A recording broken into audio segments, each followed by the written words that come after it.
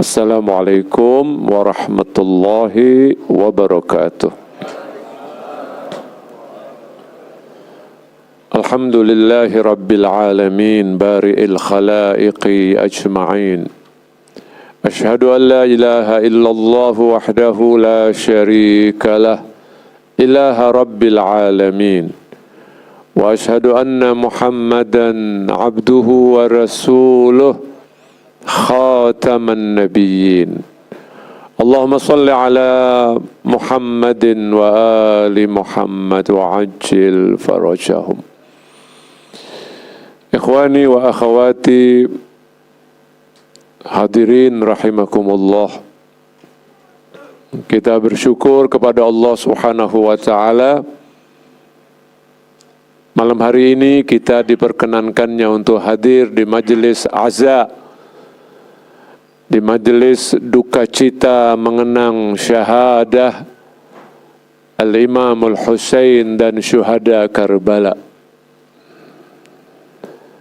Bagi kita, para pecinta dan pengikut Ahlul Bait, memperingati hari-hari Muharram yang dimulai dari malam pertama sampai dengan malam ke-10 dan bahkan sebagian sampai dengan malam ke-13, bukan sekedar menghidupkan tradisi yang memang menyebar di kalangan para pengikut Ahlul Bait dimanapun berada, tapi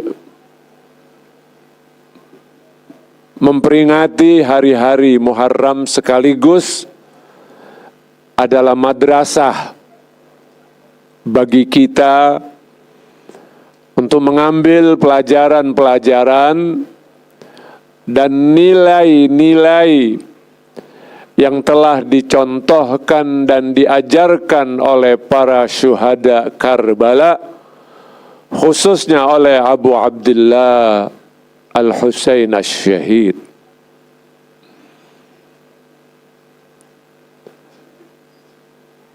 Al-Quran, kitab suci kita semua,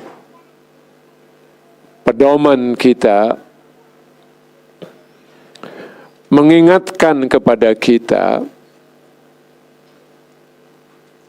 agar kita mengambil pelajaran dari berbagai peristiwa yang terjadi di alam semesta.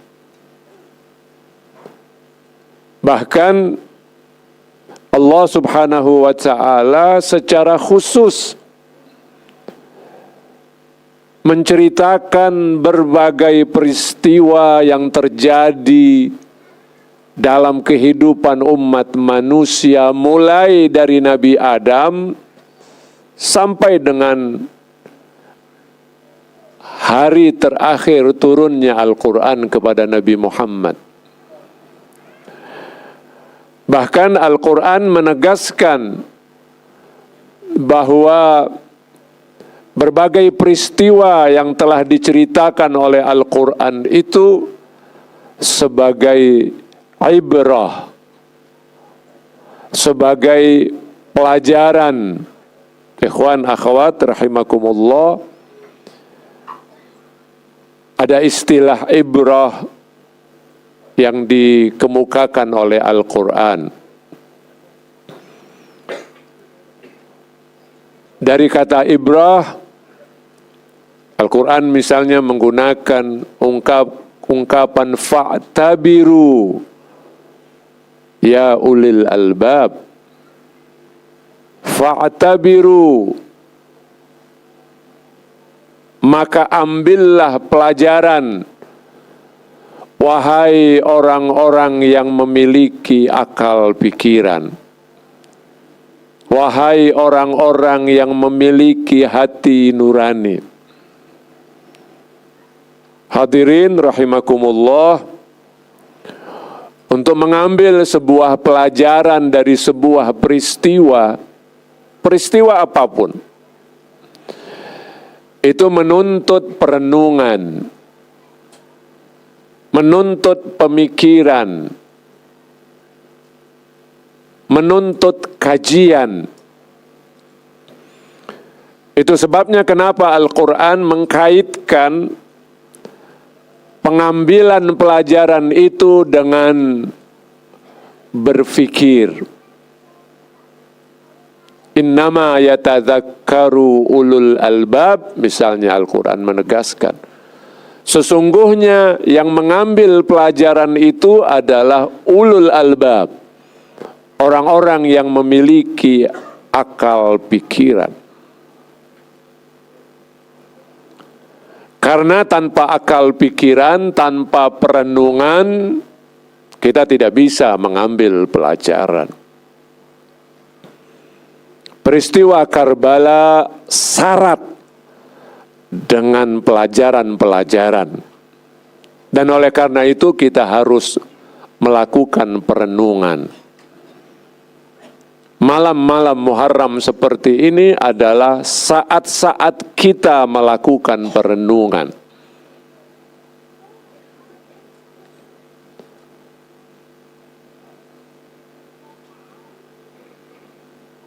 Imam Husain alaihi salatu wassalam ditegaskan oleh Nabi Muhammad sallallahu alaihi wasallam dalam salah satu hadisnya.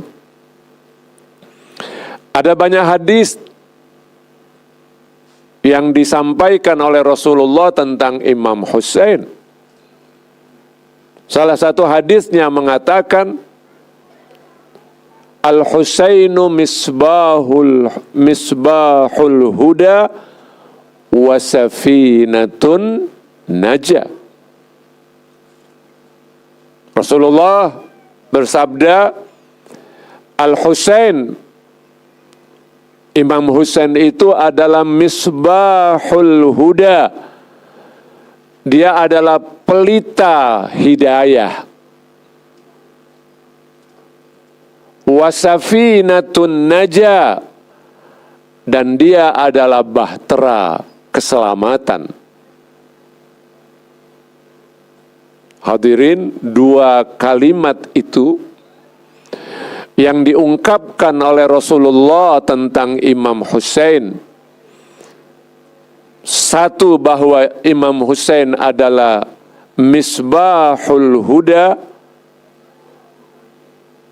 Kedua, Imam Husain adalah safinatun najah. Sudah cukup bagi siapapun untuk menyimpulkan betapa Imam Husain adalah jalan kebenaran. Misbahul huda artinya pelita hidayah. Misbah, pelita, atau bisa kita sebut juga dengan lampu, itu menerangi jalan, menerangi kita semua. Kita sekarang duduk di tempat ini di malam hari yang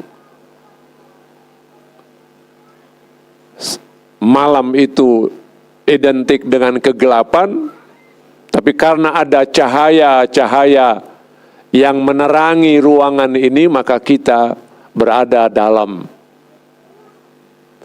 cahaya, kita melihat, kita terang benderang. Kehidupan ini, kehidupan kita di dunia ini memerlukan cahaya, memerlukan pelita. Salah satu pelita yang menerangi kehidupan kita adalah Al-Husain, kata Rasulullah sallallahu alaihi wasallam. Kemudian ketika Nabi menegaskan bahwa Al-Husain adalah safinatun najah, beliau adalah kapal atau bahtera keselamatan, itu tentu terkait dengan apa yang dikatakan oleh Rasulullah sallallahu alaihi wasallam tentang ahlul bait secara umum. Tegas Nabi mengatakan bahwa ahlu baiti kasafinati Nuh. Ahlu baitku bagaikan bahtera Nabi Nuh. Man rakibaha, kata Rasulullah, naja. Orang yang naik ke kapal itu dia selamat. Wa man takhallafa anha gharik. Orang yang meninggalkan kapal itu, meninggalkan ahlul bait, ghariqa. Dalam riwayat lain halaka. Dia akan tenggelam, dia akan celaka.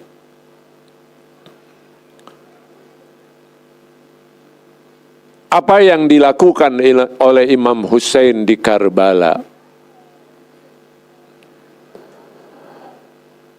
berupa pengorbanan yang luar biasa, pengorbanan yang tiada tara, pengorbanan yang membuat sedih bukan hanya keluarga Nabi, bukan hanya para pecinta Nabi dan keluarganya, tapi membuat sedih ahlus samawati wal ard. Seluruh penduduk langit dan bumi ini ikut bersedih. Karena apa yang dikorbankan oleh Imam Hussein, selain dirinya, adalah orang-orang terbaik dari keluarga Rasulullah. Tapi, ma'asyiral hadirin, pengorbanan yang dilakukan oleh Imam Hussein dan keluarganya tentu saja tidak sia-sia.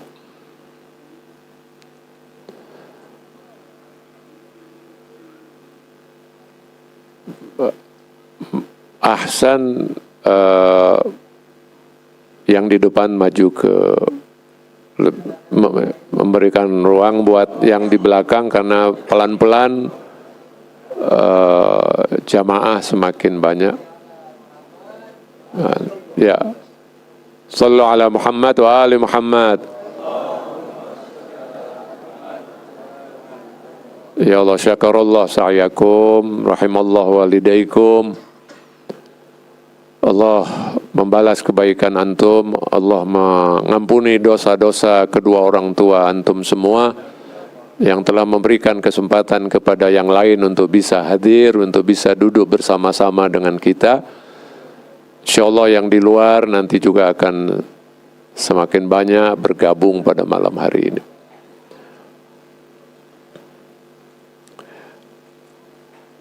Imam Hussein dan keluarganya berkorban.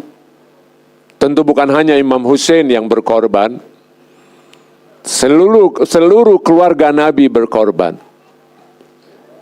seluruh Nabi berkorban, seluruh aulia Allah berkorban, seluruh orang-orang soleh berkorban. Mereka semua berkorban demi kebenaran, berkorban demi kejayaan Islam. Tapi memang puncak pengorbanan ada pada syuhada Karbala. Itulah sebabnya kenapa kita senantiasa memperingati, menghidupkan peristiwa Karbala, bukan untuk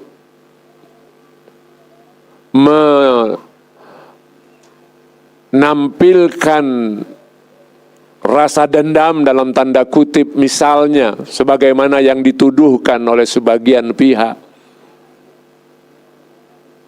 Bukan dalam rangka mengungkit-ungkit luka lama. Tapi semuanya hanyalah untuk menghidupkan kembali nilai-nilai kebenaran. Sebagaimana yang dilakukan oleh Allah ketika Allah Subhanahu wa ta'ala menceritakan, bahkan dalam beberapa kasus Allah ceritakan dengan sangat detail. Coba kita lihat cerita Al-Quran tentang Nabi Yusuf dalam surat Yusuf. Panjang, detail. Rasulullah Subhanahu wa ta'ala angkat. Allah angkat cerita Habil dan Qabil. Allah Subhanahu wa ta'ala angkat cerita Qarun. Allah angkat berbagai cerita. Cerita-cerita ini supaya diketahui, dan ketika Al-Quran mengatakannya untuk disampaikan, untuk diajarkan, untuk diceritakan, supaya umat manusia mengambil pelajaran. Dan kita tahu, ikhwan, akhwat, rahimakumullah, bahwasanya agama Islam kita ini, agama ini yang kita cintai, kita setia kepada agama ini, kita rela berkorban demi agama ini.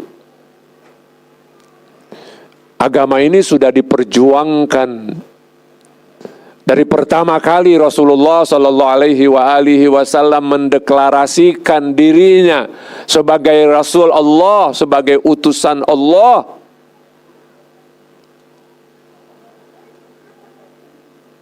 Tapi ketika agama ini terancam,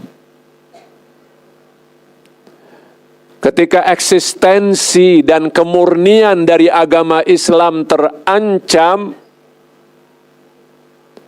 maka adalah kewajiban setiap orang yang sadar untuk membelanya, dan bila perlu berkorban untuk kejayaan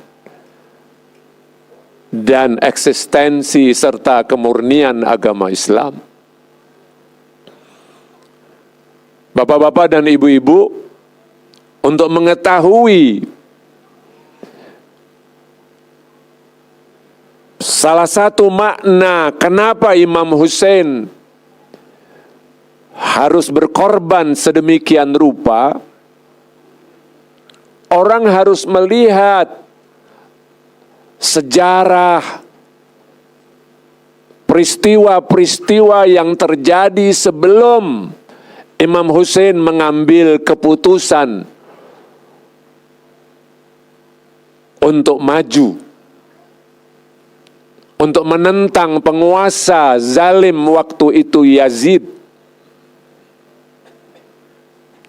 Orang harus melihat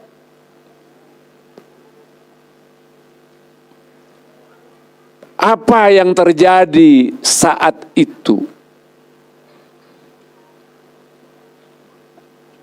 Apa yang melatar belakangi Imam Hussein sampai bahkan membawa anak-anak bayi. Orang perhatikan dalam sejarah manapun, dari dulu sampai sekarang, tidak ada orang yang berperang, tidak ada orang yang memberontak itu membawa bayi bersama mereka. Kalau membawa istri, iya. Tapi membawa bayi tidak ada. Membawa anak-anak kecil tidak ada. Justru anak-anak tinggal di rumah. Tapi kenapa Imam Hussein membawa serta anak-anak kecil dan bahkan bayi-bayi beliau? Kita tahu salah satu syuhada Karbala adalah putra Imam Hussein yang bernama Aliul Asghar. Yang kecil, yang bayi, yang usianya paling berapa bulan. Yang gugur ketika Imam Hussein membawa sang bayi di tengah medan perang karena sang bayi menangis kehausan.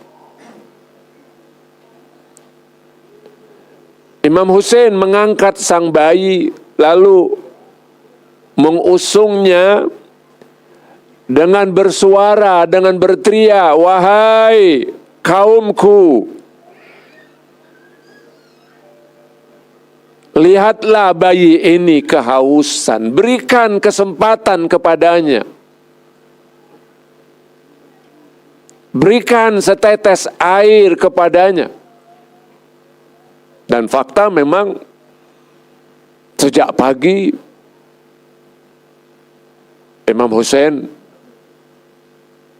dan rombongan Ahlul Bait tidak minum air karena ditahan, dihalang-halangi oleh tentara Yazid, tentara Umar bin Sa'ad bin Abi Waqqas. Imam Hussein mengangkat itu untuk menunjukkan kepada mereka bahwa setidaknya Anda punya hati, setidaknya Anda punya perasaan. Tapi apa yang terjadi? Sang bayi yang ditimang oleh Imam Hussein itu kemudian ditembak oleh musuh dengan panah dan langsung gugur sebagai syahid. Tidak ada orang yang berperang membawa bayi. Ini artinya Imam Hussein bukan datang sengaja untuk berperang. Imam Hussein tidak datang untuk melakukan pemberontakan bahkan. Tapi yang dilakukan oleh Imam Hussein adalah menyuarakan kebenaran. Yang dilakukan oleh Imam Hussein adalah menyuarakan keadilan. Imam Hussein tidak punya maksud untuk berkuasa atau mengambil alih kekuasaan. Karena itu ikhwan dan akhwat rahimakumullah, peristiwa Karbala tidak pantas disebut dengan perang Karbala. Walaupun memang terjadi perang dalam arti mereka menyerang dan Imam Hussein harus bertahan membela dirinya. Peristiwa Karbala pada dasarnya adalah tragedi. Memang betul kita bisa membaca sejarah betapa Imam Hussein, Aliul Akbar, para syuhada Karbala itu telah menunjukkan heroisme mereka, kepahlawanan mereka menghadapi musuh-musuhnya. Tapi sekali lagi itu bukan sebuah peperangan. Dia adalah pembantaian terhadap keluarga Rasulullah sallallahu alaihi wasallam. Itu sebabnya ikhwan dan akhwat rahimakumullah, ketika Imam Ali Zainal Abidin, putra Imam Hussein, yang selamat dari pembantaian. Ini tentu saja sebuah dalam tanda kutip mukjizat, sebuah rencana besar Allah Subhanahu wa ta'ala.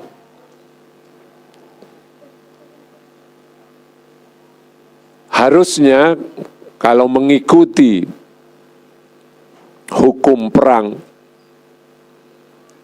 atau situasi perang yang terjadi saat itu, atau situasi pembantaian yang terjadi pada saat itu, Imam Ali Zainal Abidin harusnya juga gugur.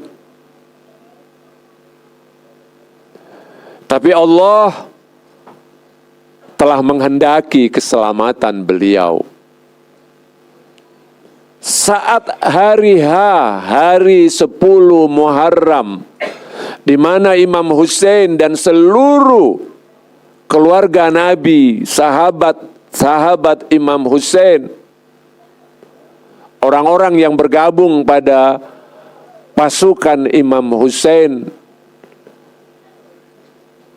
keluar menghadapi serangan musuh, justru Imam Ali Zainal Abidin sakit keras. Imam Ali Zainal Abidin diceritakan bahkan tidak mampu untuk berdiri. Dan Imam Ali Zainal Abidin sudah berupaya. Ketika Imam Ali Zainal Abidin mendengar tangisan perempuan-perempuan dan anak-anak Ahlul Bait, mendengar korban-korban yang jatuh pada pihak Ahlul Bait,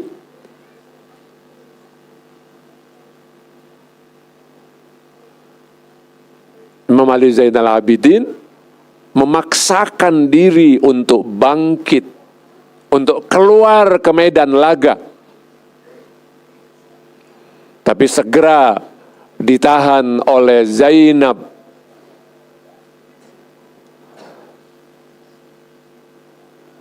Zainab berkata kepadanya, "Wahai Ali, engkau sakit, kau bahkan tidak mampu untuk bangkit dari tempat tidurmu.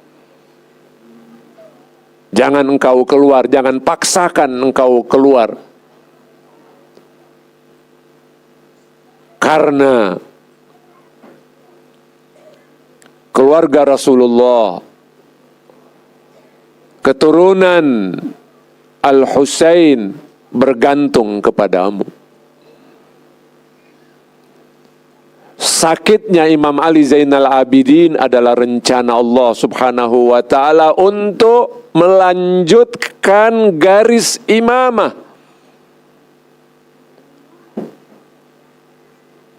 Kita meyakini bahwa para imam yang 12, dari mulai Imam Ali bin Abi Thalib sampai dengan Imamul Asri wal Zaman, Al-Imam Muhammad ibn al-Hasan al-Mahdi ajalallahu ta'ala farajahu syarif, 12 imam itu semuanya sudah ditunjuk oleh Allah Subhanahu wa ta'ala melalui Nabi Muhammad, sudah dinyatakan oleh Nabi Muhammad siapa-siapa 12 imam itu. Sebelum kelahiran para imam itu, Nabi Muhammad bahkan sudah menyatakan nama-nama mereka. Penyebutan nama-nama 12 imam oleh Rasulullah bukan hanya kita temukan pada riwayat-riwayat dalam kitab-kitab hadis Syiah, tapi kita temukan juga pada riwayat-riwayat dalam kitab hadis sunnah. Setidaknya dalam kitab hadis Sahih Al-Bukhari atau dalam kitab hadis Muslim dan kitab-kitab hadis utama Ahlus Sunnah lainnya disebutkan bahwa al-a'immatu min ba'di itsna asyar kulluhum min Quraisy. Rasulullah bersabda, sebagaimana yang diriwayatkan oleh Imam Bukhari dalam kitab sahihnya, imam-imam sesudahku, kata Rasulullah, itsna asyar, ada 12 orang. Kulluhum min Quraisy, semuanya berasal dari Quraisy. Saya hanya mengutip teksnya. Tapi ada beberapa riwayat, walaupun bukan dalam kitab-kitab utama, itu menyebut nama-nama mereka. Artinya ini adalah satu ketetapan Allah Subhanahu wa ta'ala. Tentu dengan caranya Allah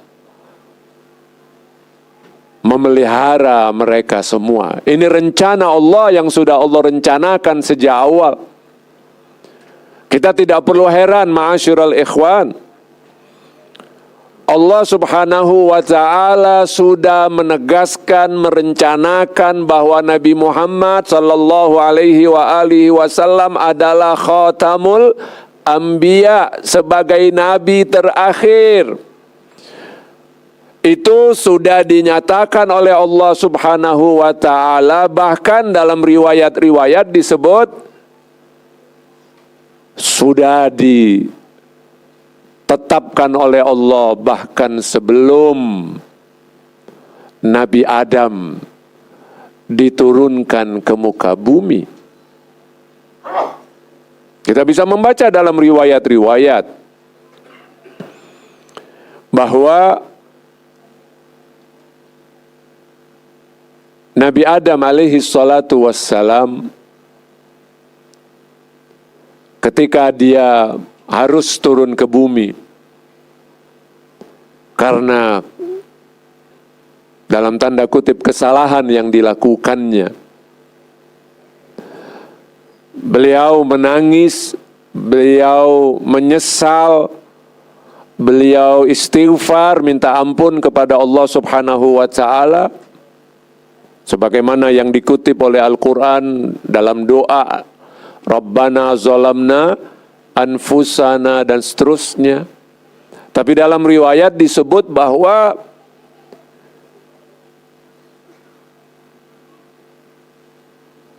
istighfar Nabi Adam itu belum dijawab oleh Allah Subhanahu wa ta'ala dalam waktu yang lama. Ada riwayat mengatakan bahkan Allah tidak menjawab istighfar Nabi Adam itu selama 40 tahun. Dan itu bisa kita fahami di balik redaksi yang disebutkan oleh Allah dalam doa Nabi Adam itu. Nabi Adam berkata, wa illam taghfir lana wa tarhamna lanakunanna minal. Ya Allah, kalau Engkau tidak ampuni kami dan tidak kasihani kami, maka kami pasti tergolong orang-orang yang rugi. Kenapa sampai Nabi Adam mengungkapkan kalimat itu? Padahal setiap nabi yakin betul bahwa Allah Maha Pengampun. Kita pun yakin betul, kita pun diajarkan oleh Allah Subhanahu wa ta'ala bahwa Allah Maha pun. Dan kita harus senantiasa berhusnuzon, berprasangka baik kepada Allah bahwa Allah Maha Pengampun. Tapi kenapa sampai Nabi Adam dan Siti Hawa mengucapkan kalimat itu, ya Allah, jika Engkau tidak ampuni kami. Itu memberikan sebuah sinyal bahwa ada sesuatu. Nah, dalam riwayat bisa kita lihat, riwayat mengatakan Allah belum menjawab istighfar Nabi Adam bahkan sampai 40 tahun. Setelah lewat dari 40 tahun, setelah 40 tahun, Allah utus dua malaikat. Malaikat Mikail dan malaikat satu lagi, Israfil mungkin. Tapi yang pasti salah riwayat mengatakan Mikail. Allah utus malaikat Mikail kepada Nabi Adam. Kenapa Allah utus malaikat Nabi Ibrahim? Makna Allah utus malaikat karena setelah 40 tahun itu tiba-tiba Nabi Adam dalam doanya bertawassul melalui Nabi dan keluarganya. Allahumma salli ala Muhammad. Dalam doanya itu Nabi Adam dalam sebuah riwayat mengatakan seperti ini. Ya Allah, aku memohon kepadamu dan memohon ampun kepadamu, inna nas'aluka wa nastaghfiruka bihaqqi Muhammadin wa ali Muhammad, atau bahkan menyebut bihaqqi Muhammad wa aliyin wa Fatimah wal Hasani wal Husain antaghfira lana dzunubana. Kira-kira begitu. Ya Allah, dengan keagungan, kebesaran Nabi Muhammad, Ali, Fatimah, Hasan dan Husain yang kita sebut, yang disebut oleh Allah Subhanahu wa taala ya sebagai ahlul bait. Allah menyebutnya, Allah menyebut mereka yang 5 itu sebagai ahlul bait sebagaimana dalam surat Al-Ahzab ayat 33. Nabi Adam memohon kepada Allah dengan berwasilah, bertawassul melalui ahlul bait, meminta agar Allah mengampuni dosa-dosanya. Allah utus malaikat untuk bertanya kepada Nabi Adam, Adam, dari mana tiba-tiba engkau bertawassul melalui nama-nama ini? Dari mana engkau tahu nama-nama itu? Bukankah nama-nama itu belum lahir? Entah berapa tahun, 400-an tahun, ribuan tahun, entah berapa jarak antara Nabi Muhammad dengan Nabi Adam. Dari mana engkau tahu itu? Adam berkata,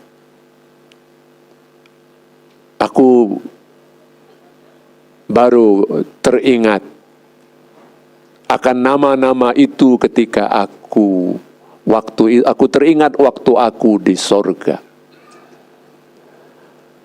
Di sorga aku lihat di arasy.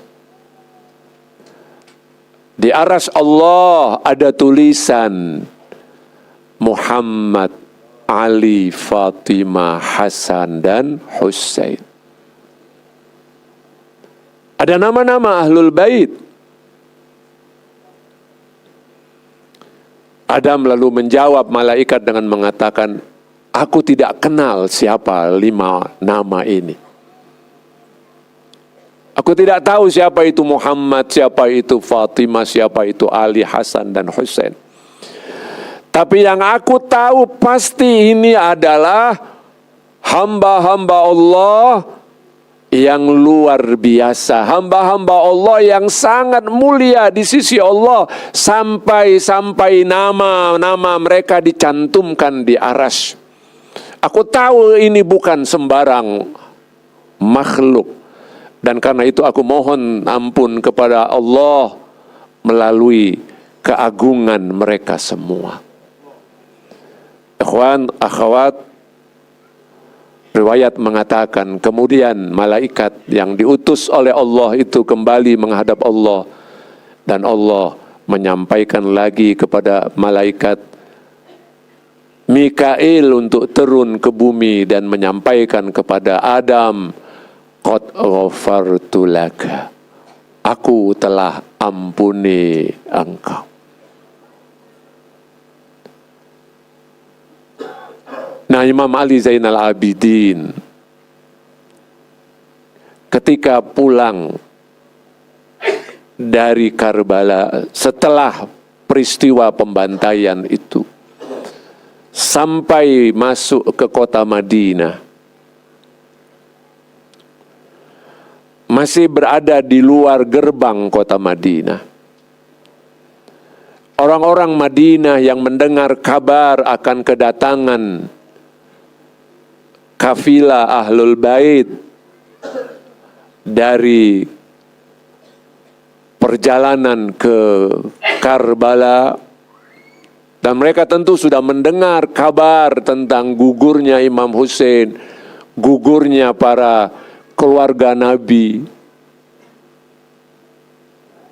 Tapi mereka mendengar rombongan Karbala sedang atau sudah berada di depan gerbang, sehingga mereka berbondong-bondong menyambut rombongan Karbala. Nah, ketika rombongan itu dipimpin oleh Imam Ali Zainal Abidin sampai di gerbang pintu Madinah,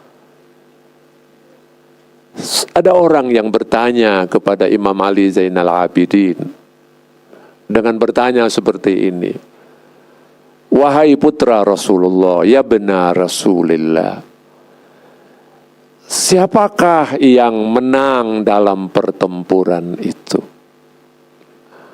Manil muntasiru, siapakah yang menang dalam pertempuran itu?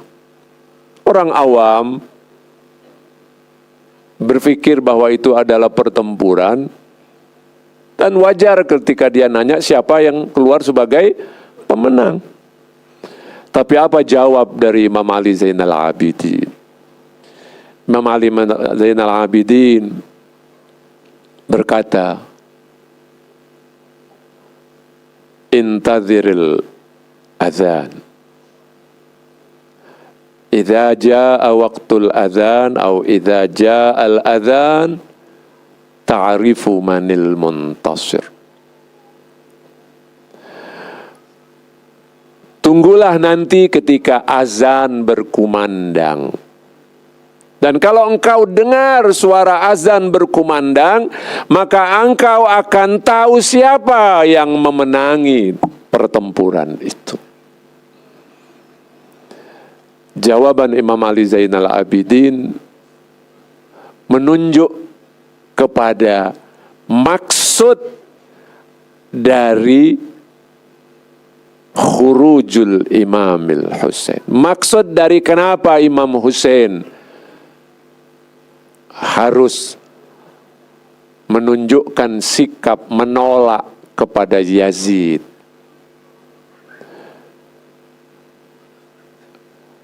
Azan berkumandang, di sanalah letak kemenangan. Karena dengan pengorbanan Imam Hussein, Anda masih bisa sholat. Dengan gugurnya Imam Hussein, kaum muslimin masih bisa menyembah Allah. Dengan gugurnya Imam Hussein, kita masih bisa sholat, kita masih bisa puasa, kita masih meneriakkan lantang bahwa kita adalah umat Nabi Muhammad. Itu berkat pengorbanan yang diberikan oleh Imam Hussein. Sebab ikhwan akhwat, Bani Umayyah, terutama yang dilakukan oleh Muawiyah bin Abi Sufyan ketika dia merebut kekuasaan dari tangan Imam Hasan, dan ketika dia berkuasa, dia orang yang sangat licik. Dia bukan politisi biasa. Dia punya agenda bagaimana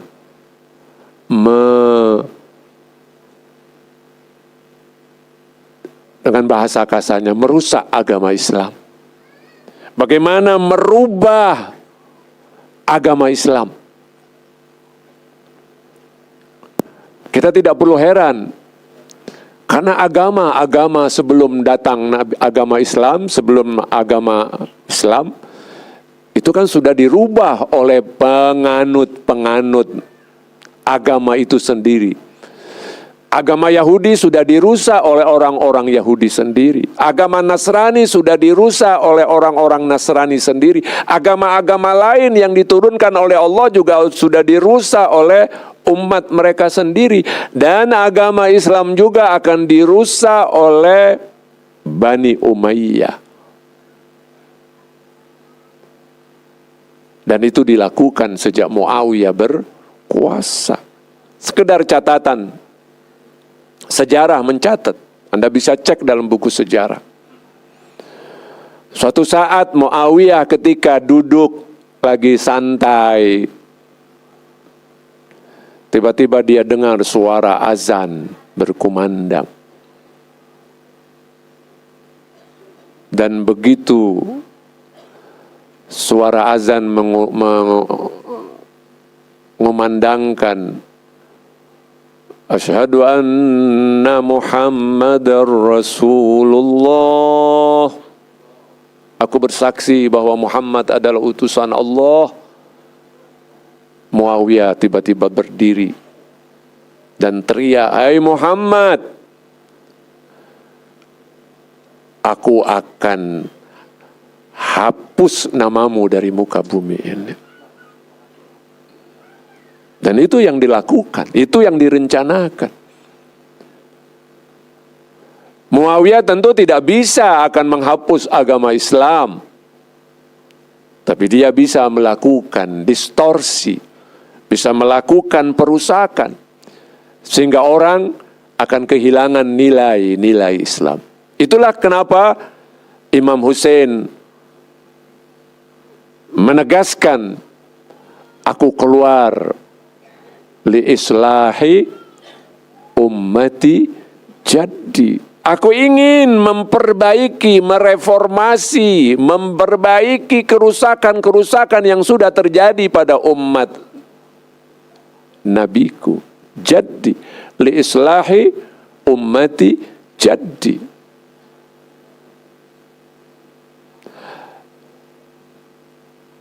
Ikhwan wa akhwat rahimakumullah. Terakhir saya ingin menegaskan bahwa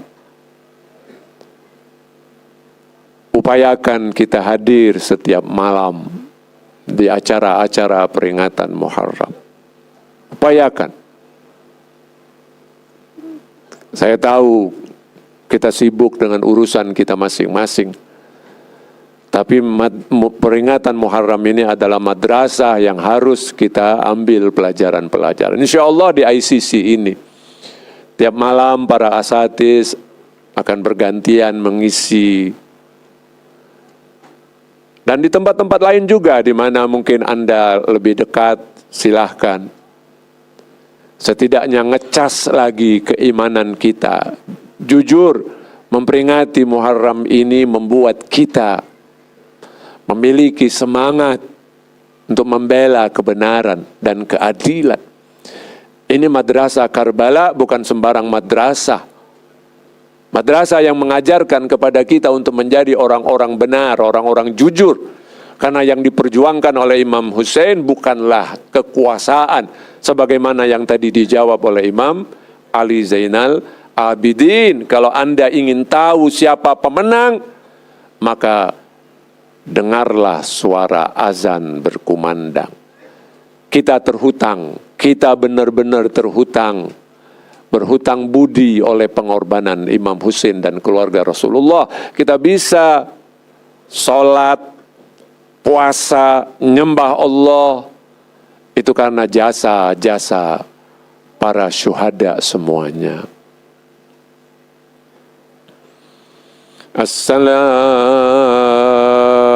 ala al-Husain wa ala Ali ibn al-Husain wa ala أولاد الحسين وعلى أصحاب الحسين sama-sama.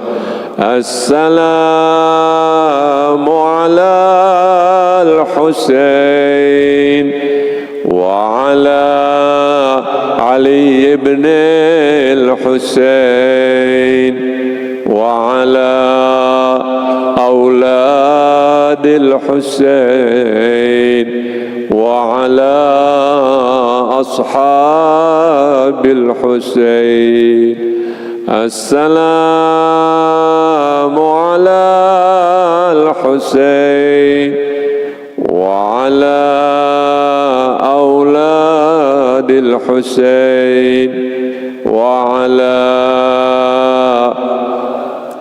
بالحسين يا ليتنا كنا معكم سيدي فنفوز فوزا عظيما. Semoga Allah Subhanahu wa taala menghimpun kita semua dalam barisan Nabi dan keluarganya di dunia dan di akhirat ini. Allahumma ya Allah ya Tuhan kami mohon padamu ya Rabb, masukkan kami ke dalam golongan di mana Engkau memasukkan Muhammad dan keluarganya pada golongan itu. Dan keluarkan kami ya Allah dari golongan di mana Engkau keluarkan Nabi Muhammad dan keluarganya dari golongan itu. Allahumma ya Allah ya Tuhan kami mohon padamu ya Rabb, anugerahkan kepada kami kecintaan, kesetiaan kepada Nabi-Mu Muhammad dan keluarga Nabi-Mu Muhammad. Jadikan kami semua sebagai pengikut dan pecinta Nabi-Mu Muhammad dan keluarga Nabi-Mu Muhammad. Allahumma ya Allah, anugerahkan kepada kami bisa berjumpa dengan Nabi-Mu Muhammad dan keluarga Nabi-Mu Muhammad. Dan Engkau gabungkan kami nanti ketika Engkau bangkitkan kami di akhirat bersama Nabi-Mu Muhammad dan keluarga Nabi-Mu Muhammad. Wa sallallahu ala sayyidina Muhammadin wa ala alihi wa sahbihi wa sallam. Walhamdulillahi rabbil alamin. Rahimallahu man qara'a al-Fatiha ma'as salawat.